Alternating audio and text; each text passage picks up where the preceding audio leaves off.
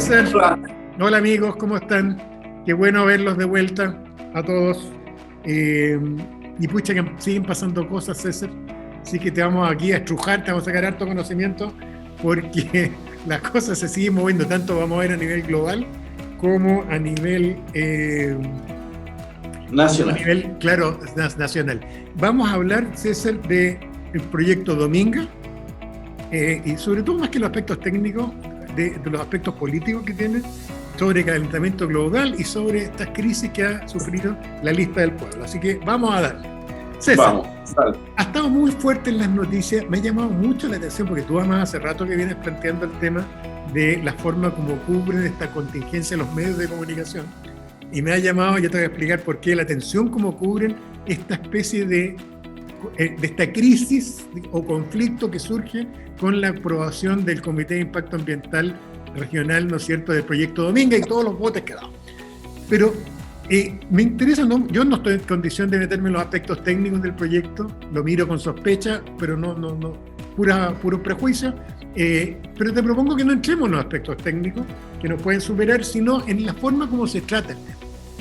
Entonces, lo que se ve, incluso viéndolo en los canales en Megavisión, que he visto noticias en Canal 13, el setting es el siguiente: aparece alguien con un vocero de Dominga diciendo que el proyecto es el después, que todo se ve, con un marco raro, porque aparece un tipo con todos los marcadores de clase acomodada, ¿no es cierto? Aparecen siempre en la nota periodística indicando que este es un proyecto de la familia del Choclo Délano, que es amigo del presidente de la República, la oligarquía, los de siempre, los que se la llevan pelada por un lado, tratando de afectar el medio ambiente. Y la imagen siguiente en todos estos canales de televisión, después es un pingüino corriendo con pinta que ese pingüino lo va a reventar este proyecto y poniendo a la naturaleza de nuevo en contra de estos proyectos mineros.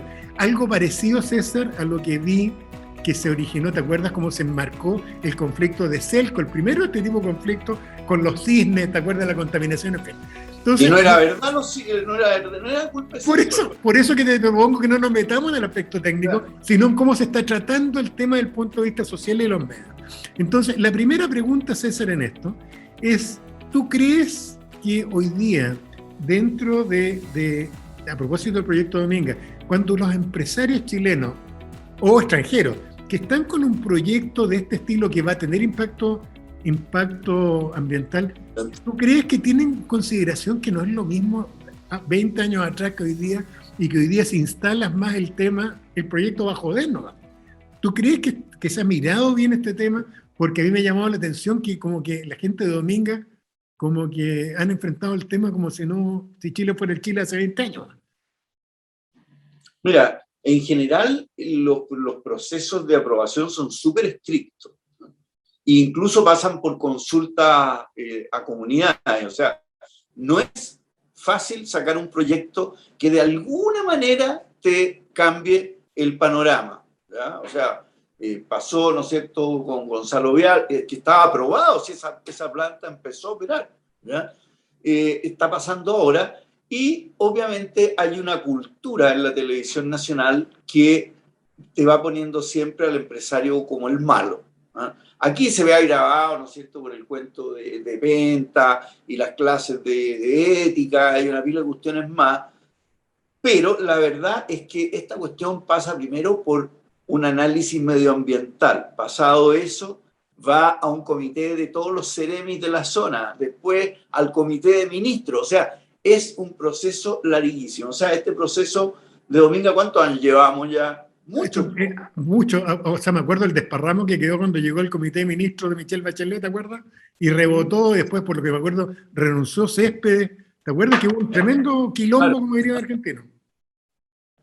No, mira, a mí lo que me duele de la televisión, y que yo creo que los empresarios tienen que preocuparse, ¿ya? Y preocuparse significa ver dónde ponen su propaganda, ver a quién apoyan, ver a quién no apoyan, en fin, pero tienen que preocuparse de tener una mejor relación con los medios a través de, ya sea ellos mismos, o la propiedad, o la propaganda, etcétera, etcétera, porque si no les va a ir muy mal. Pero además aquí se juntan varias cosas, ¿no es cierto? Están los personajes del caso Penta, una mina de hierro, y una mina de hierro suena a óxido, ¿ya?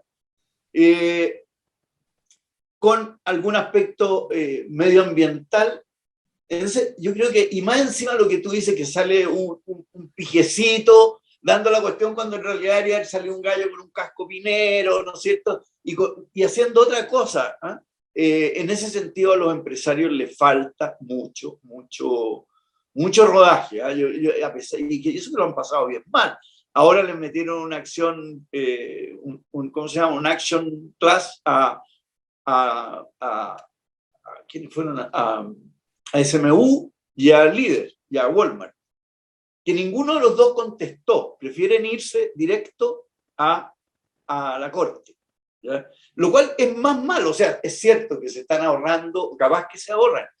Si caen en la tercera sala les puede tocar el juez Muñoz, y aunque tuvieran razón, diga que la gente sufre mucho, así que él considera que hay que echarlo para atrás o para adelante o para lo que sea. Piensa tú que el juez Muñoz, ahora esa sala dijo que los empresarios que están descarbonizando Chile tienen que preocuparse de darle empleo a aquellos trabajadores que salgan del sistema por la descarbonización. O sea, se cree, bueno, la Corte Suprema Americana colegislando. Entonces, irse a la Corte Suprema hoy día yo lo encuentro súper peligroso. César, pero ¿no crees tú que mi impresión es que lo que levanta Dominga y que lo levantó el tema de la planta de cerdos de Superpollo en el norte, chico, y qué sé yo, los cisnes y tantos otros casos, tiene que ver con que hoy día no son viables los proyectos industriales, extractivos, mineros, similares, cuando la comunidad no está a favor. Y que por lo tanto, cuando tú estás evaluando un proyecto, tú vas a tener que evaluar no solo lo tradicional, marco legal, vaya a tener que meter si esto es viable socialmente o no, porque no te puedes poner a pelear con la comunidad. Entre otras cosas porque los medios de comunicación y las cortes se van a alinear a lo mejor con la comunidad. Lo malo, te fijáis, es que hoy día tú no puedes poner en Europa ni en Estados Unidos una planta de chancho. Entonces, Chile tiene una oportunidad de poder hacerlo en el desierto de Atacama, ¿ya? Que molesta mucho menos. Y así tampoco te dejan tener fábricas de vidrio, tampoco te dejan tener una pila de cosas de productos industriales que son de primera necesidad. Ya después, cuando hablemos del calentamiento global, vamos a ver ahí cómo entran de nuevo todas estas cosas. Y lo malo es que cuando tú te presentas ante una comunidad, ¿ya? Basta que una persona levante el dedo y te diga que es malo, que es peligroso, que es chuncho, que es la cuestión, y se le agregan más y tú no logras esa unanimidad que tú podrías lograr. O sea, es realmente una timba aquello. Claro, pero estarás de acuerdo conmigo, César, que a lo menos tú y yo trabajamos como asesores a veces de proyectos, que a lo menos, si hay un proyecto que se está evaluando, lo menos que uno tiene que hacer es incorporar esta variable nueva. Oye, está el aspecto técnico, está el aspecto legal, y tienes que agregar un aspecto social. Pero espérate, Juan Pablo, este proyecto, si se aprobó, quiere decir que pasó la parte de la consulta comunitaria, ¿ya? Lo que pasa es que ahora tú estás hablando de un ámbito que es mucho más amplio que la propia comunidad afectada, porque la comunidad afectada de repente dice, oye, pero nos van a dar pega, va a haber más movimiento, etcétera, etcétera, van a traer agua a lugares que probablemente ahí no tienen, ¿ya?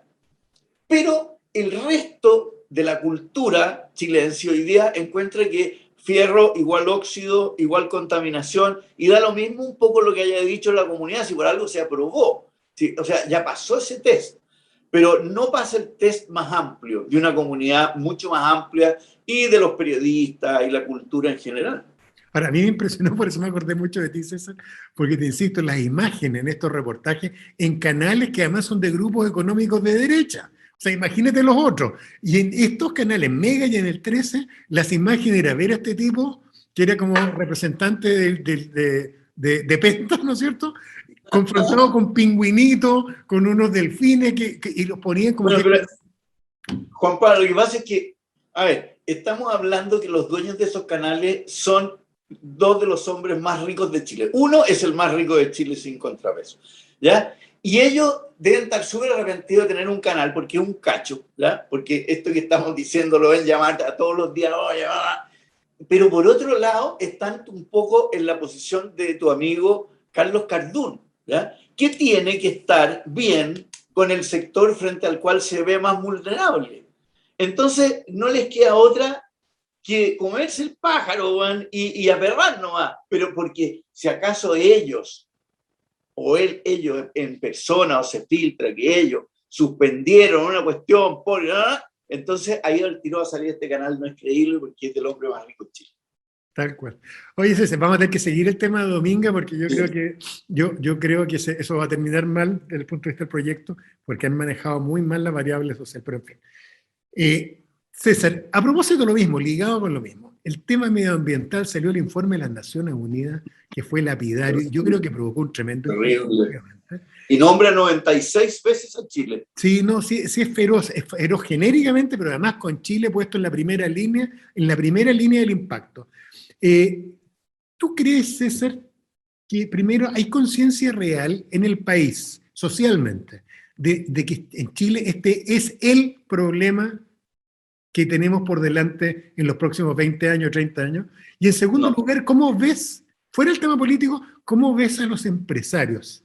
¿Cuánto la dirigencia empresarial, los dueños, los ejecutivos, tienen en la cabeza este tema? ¿Y cómo adaptarse? A ver, hay distintos tipos de industria que usan más o menos agua, ¿ya? Hay que partir hablando primero que en Chile el agua para tomar no es un problema, ni para bañarse. O sea, basta con una planta desalinizadora nueva para que la gente pueda hacer procesos industriales más sencillos y, ¿cómo se llama? Y tomar agua y bañarse y qué sé yo. El problema está en la agricultura, y esto ya lo han visto los californianos, digamos. O sea, la agricultura más importante de Chile, la que da más valor agregado, no es la del sur con las vacas, sino que es la central con la fruta. Y una hectárea te consume 1 litro por segundo, continuamente. Estamos hablando de riego con goteo, que está entrando y entrando porque el tema del agua en la agricultura se está notando cada vez más. Dicho esto, ¿ya? El cuidado que tienen los canalistas chilenos y los regantes chilenos respecto a su red de canales es lamentable. O sea, aquí la cuota para pagar del canal, oye, son 20 lucas al año, 30 lucas al año, con canales antiguos. Piensa tú que los primeros canales los hicieron los incas, después se hicieron casi todo en el siglo XVIII y XIX, ¿ya? Yes. Pero no se gasta la plata que tú podrías pensar que hay. Mira, te voy a poner un ejemplo con el canal este que yo estoy viendo ahí en Curacaví y María Pita.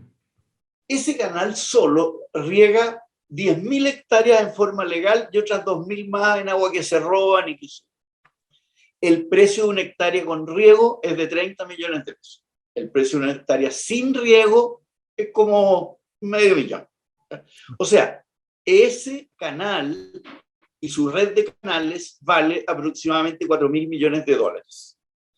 Y nunca se han gastado ni siquiera el 0,1% en revestir canales, en cuidar, en hacer las protecciones que deben para aprovechar al máximo. Y esto es verdad, oye, en todas partes. Los directorios de la sociedad de canalistas son ad honorem, algunos son más avanzados como los del Maipo, otros no, ¿ya? Los subsidios de riego no son tan fáciles de buscar como uno lo pensaría.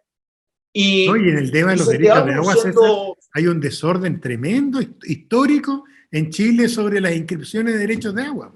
Oye, mira, yo tengo inscritos mis derechos de agua en el sur. Ya los tengo inscritos en el registro, en el conservador de bienes raíces. Pero me falta un último trámite que es la DGA, que lleva 2 años de atraso, ¿ya? Igual tú puedes regar y hacer todo, pero no es al 100%. En California, el tema empezó a producirse antes con el río Colorado, ¿ya? Y lo que pasó es que las grandes compañías les empezaron a comprar los derechos de agua a los agricultores y se despoblaron pueblos enteros. Así es. Porque no se necesitaba esa mano de obra, ¿ya? Y más encima, el Estado norteamericano dijo ya, en vista de que esta cuestión está sin industria, sin cuestión, pongamos ahí las cárceles. Lo cual lo empeoró aún más, digamos, viene a ser como un dump site, digamos, en lo social. Lo vi hoy en el Smithsonian, muy, muy interesante, porque es como ver Chile en lo que va a pasar después, ¿ah? Pero aquí el sector privado, en particular, el tema de los canalistas y los regantes, creen que el agua es gratis. Y cuando tú les empiezas a cobrar, o sea, si tú haces un embalse y el fisco dice, oiga, me costó tanto, así que yo como una concesión le voy a cobrar, oye, grito en el cielo, y la pequeña agricultura campesina, y la rentabilidad para afuera. Oye, nosotros competimos con países como California, que el agua es cara. César, pero tú conoces la SNA por dentro, como una de las organizaciones, ¿no es cierto?, que podría participar. La SNA no debiera estar a la cabeza de esta discusión del punto de vista científico, del punto de vista económico, con alternativas puestas. Yo siento que salió este informe de las Naciones Unidas y que nos pilla casi en pelota, que tenemos campañas presidenciales en que ninguno de los candidatos se ha pronunciado sobre el tema, que no deben tener planes. No, sí, no están los planes, es una cosa loca. Planes. Entonces, es como raro, ¿no? Porque en la agricultura, César, tú tienes razón ahí, ¿no es cierto?, que el primer impacto va a ser en la agricultura más que en el consumo humano, y desde ese punto de vista no debieran ya tener equipos técnicos, trabajando alternativas, viendo cómo vamos a enfrentar si esto efectivamente, como dijo el ministro el otro día, esto no es sequía, sino que esto es el nuevo clima. Bueno, pero ahí el Estado, bueno, por un lado está el Estado que no tiene tampoco el pilotaje ni el know-how suficiente como para hacer que esta cosa fluya, ¿ya? Y en el sector privado, los agricultores en general no son grandes empresas, son pymes en general, ¿ya? Y por supuesto que a la pyme le duele pagar por el agua, y le duele pagar una cuota alta para que le vean su canal, y pagar por celadores para que vayan en la noche a ver que no le roben el agua, ¿ya?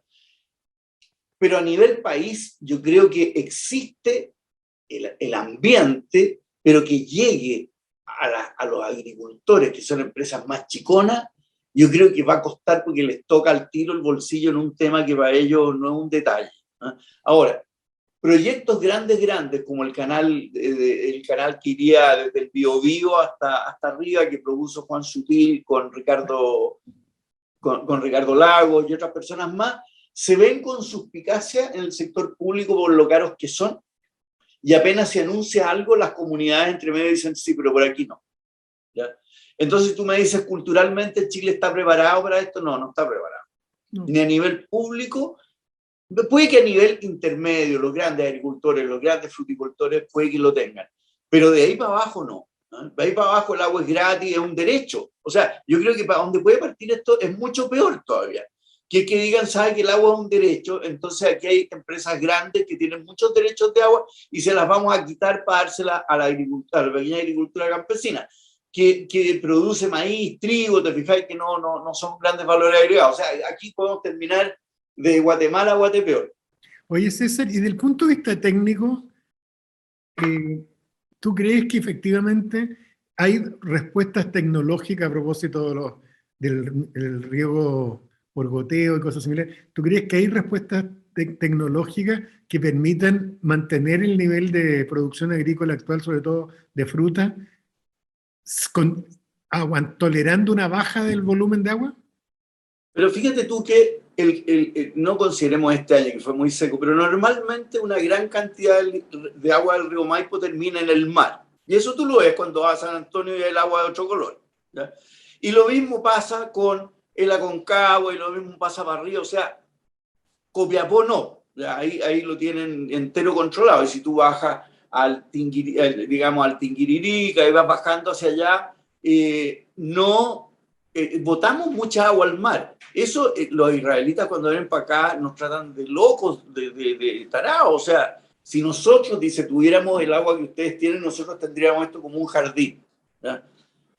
Pero no somos israelitas, ¿ya? Y a los chilenos tienen que pegarse el porrazo para que entiendan, ¿ya?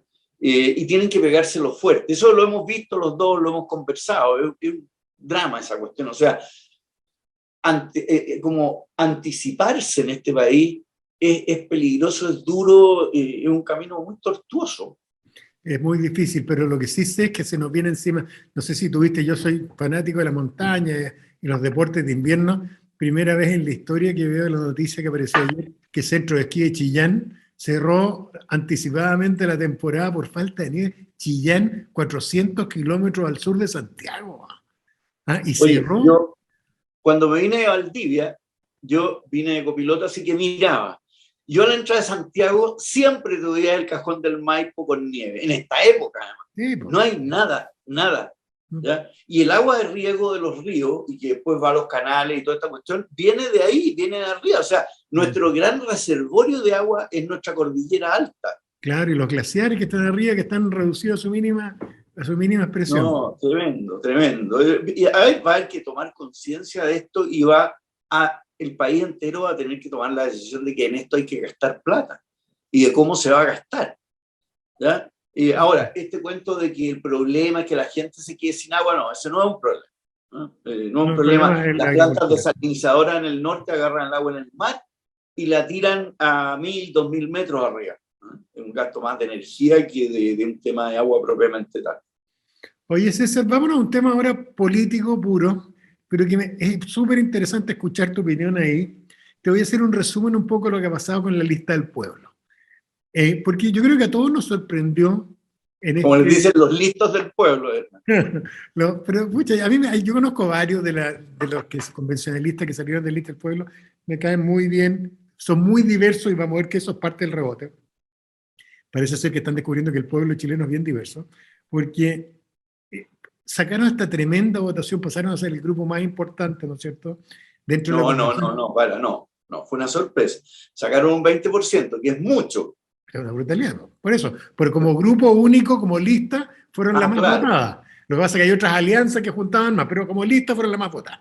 Entonces, pero todo esto que parte muy bien, de a poco tú sabes que empezó a generar que se saliera uno, después se salió otro, después empezaron a aparecer las ideas de entrar en la carrera presidencial para aprovechar la masa votante que tenía, y bastó que se metiera en el tema presidencial y esta cosa ha implotado.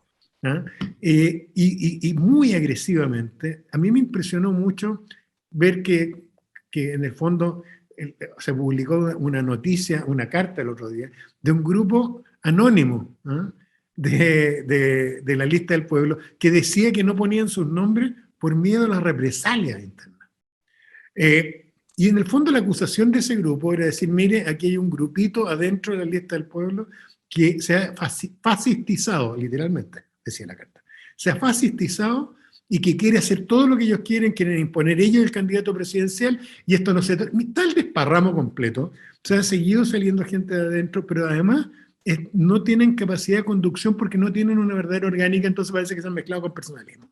En lo concreto, este tema que se veía que iba a ser como una cosa bien explosiva desde el punto de vista del impacto en la campaña presidencial, que es que la lista del pueblo con unidad forma nítida pusiera un candidato, ¿no es cierto?, ha terminado siendo una especie de calvario interno y una especie de autodestrucción de este grupo de a poco. No sé para dónde va, pero se ha ido cada vez fragmentando más, se han expulsado, fuera que se han retirado miembros, hay 3 o 4 que han sido expulsados de dentro del grupo de los... Se han abusado, claro. Se han abusado. Claro, entonces, la pregunta, ¿cómo ves ese fenómeno desde tu experiencia política, César?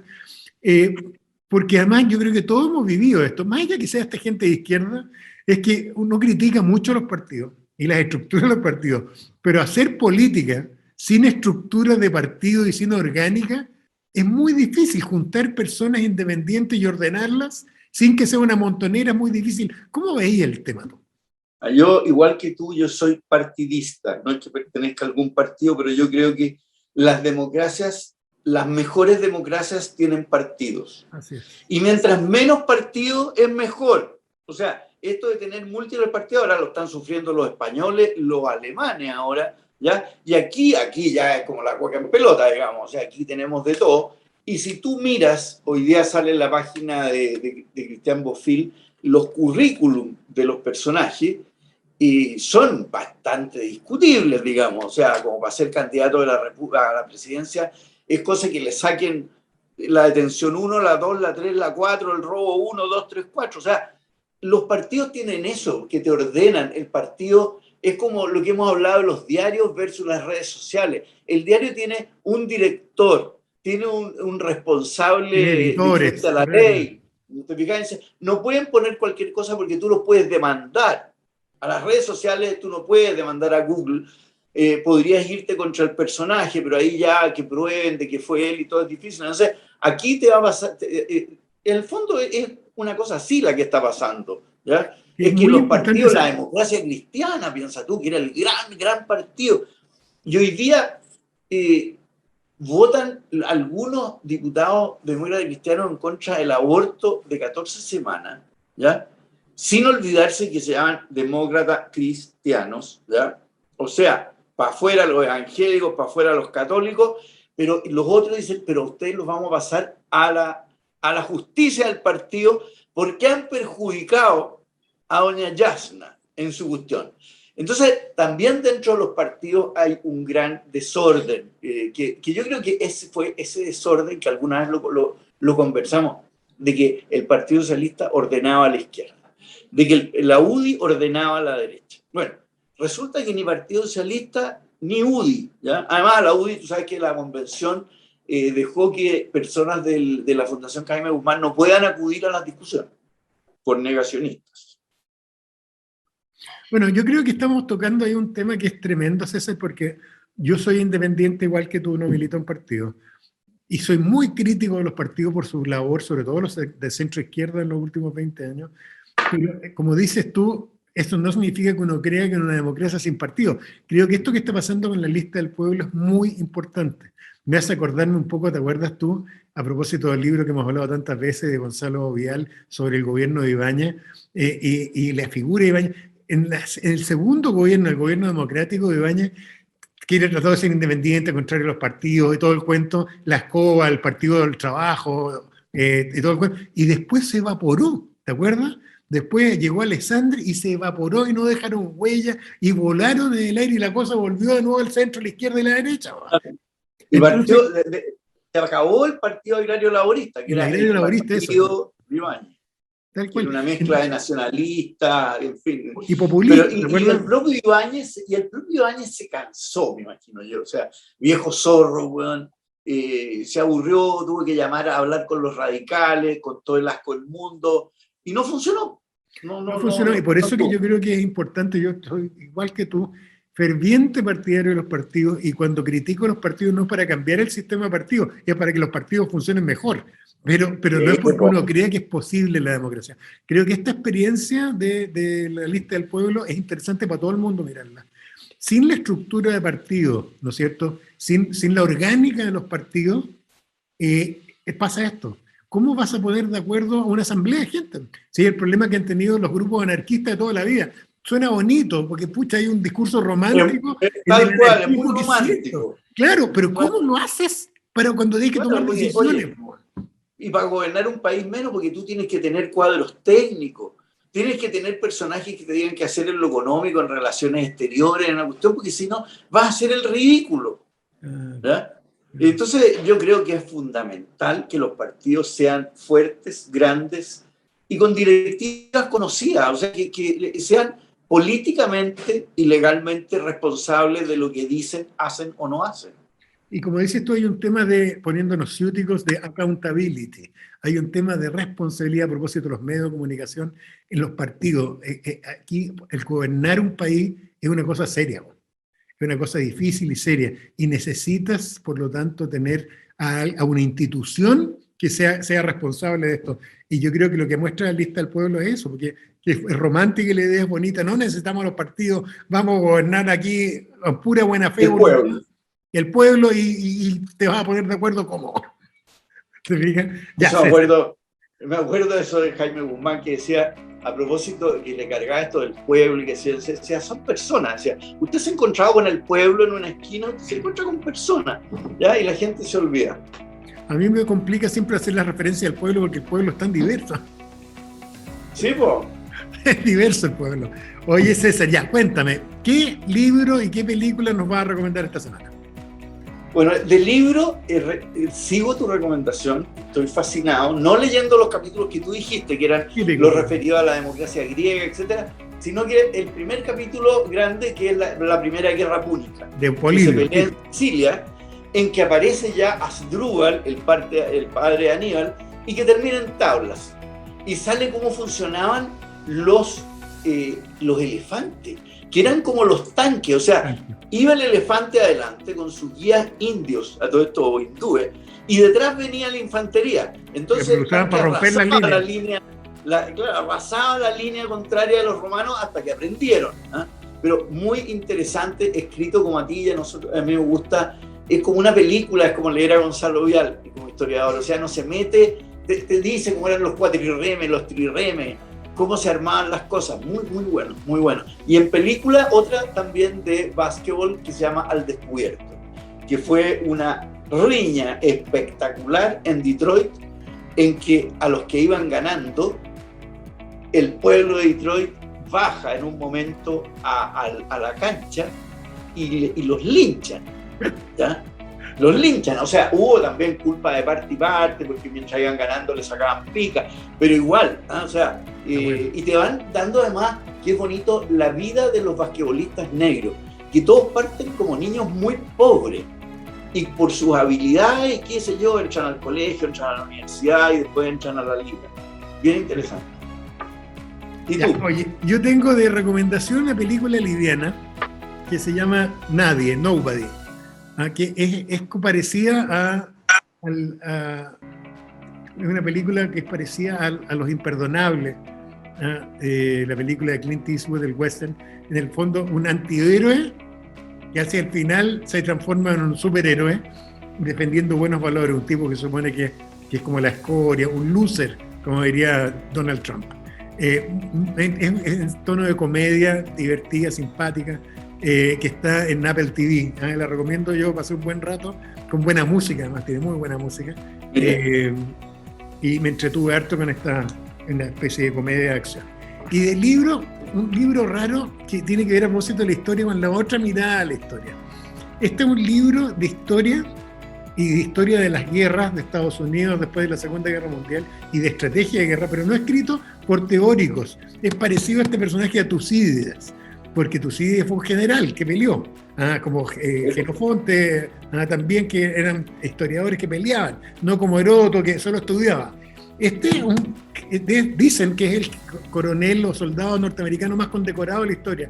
Tiene no sé cuántas medallas de estas de honor del Congreso, extraordinaria, el coronel David Hackworth, que se murió hace no mucho tiempo atrás. Si algún día quieren entretenerse, en YouTube ponen el nombre de él, de coronel David Hackworth, y van a toparse con entrevistas a él impresionantes de la visión técnica, un hombre muy... H-A-C-K-W-O-R-T-H, Hackworth. Ahí lo voy a poner grande, el nombre Hackworth. Personaje extraordinario que además de participó en la final de la Segunda Guerra Mundial, participó en la Guerra de Corea intensamente, en la Guerra de Vietnam, pero además describe lo que es el combate. Para aquellos que nos gusta desde la distancia intelectual idealizarlo, el gallo describe las primeras personas que mata y las describe cómo lo hacen. Y mira, terrible. Pero el tipo es un profesional de la guerra y curiosamente, y esto es muy típico en Estados Unidos, a propósito de Eisenhower, que tienen militares muy críticos, que fomentan la cosa crítica. Y él es extraordinariamente crítico de la política exterior norteamericana y en particular de la guerra de Vietnam.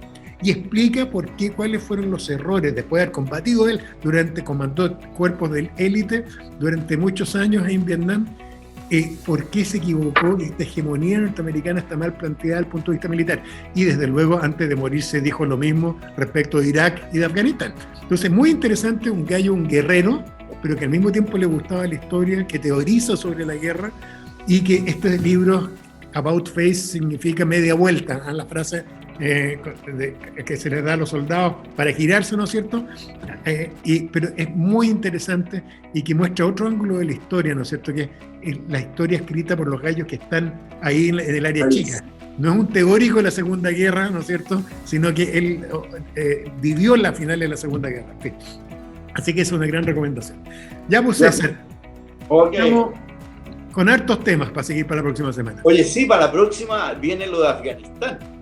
Que estuve leyendo todo el desastre que significa para los países de los lados, el que es el talibán de nuevo. No, pues si va a descompensar toda la zona de nuevo, hasta los rusos van a salir perdiendo esto. Exactamente. Ya, ahí vamos a ir viendo, te toca llevar la tila la próxima semana y qué bueno verte, César, y un saludo a todos. Pues. Ya, que estén muy bien y nos vemos la próxima semana.